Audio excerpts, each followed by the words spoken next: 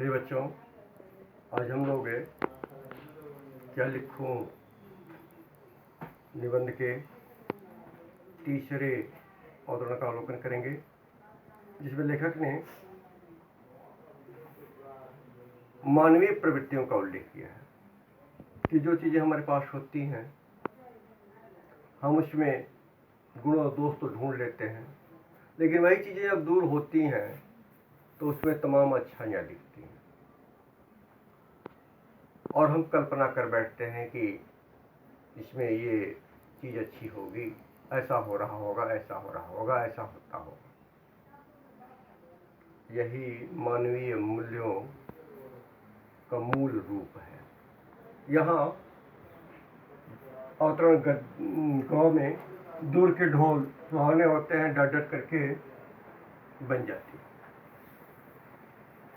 दूर के ढोल सुहावने होते हैं क्योंकि उनकी कर्कशता दूर तक नहीं पहुंचती।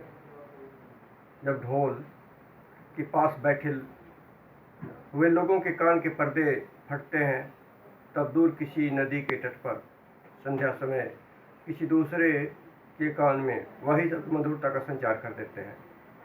ढोल के वही शब्द को सुनकर वह अपने हृदय में किसी के विवाहोत्सव का चित्र अंकित कर लेता है।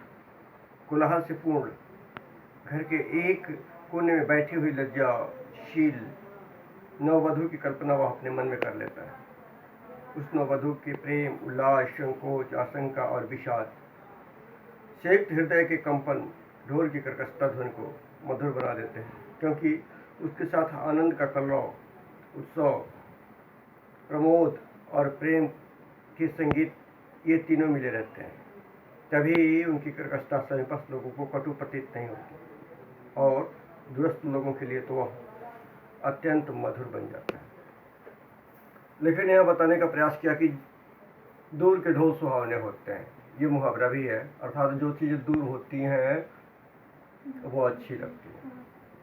लेकिन लेखक ने कल्पना की है और यथार्थ वर्णन किया है कि दूर के ढोल सुहावने होते हैं, यह कह करके, अर्थात जो चीज़ें मेरे पास नहीं होती, समय के अनुसार वही चीज़ें हमें प्रभावित करती हैं।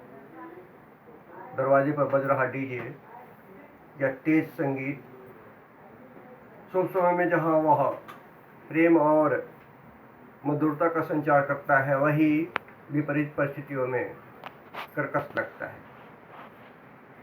अर्थात संगीत तो वही होता है, लेकिन हमारे मन की सोच, हमारे मन के भाव, हमारे दृष्टिकोण हमें कभी संगीत की तरफ ले जाते हैं और कभी वही कर्कशता की ओर ले जाते हैं। परिस्थितियाँ व्यक्ति को संगीत से जोड़ती भी हैं और संगीत से दूर भी करती हैं। यही है दूर के ढोल सुहावने होते हैं।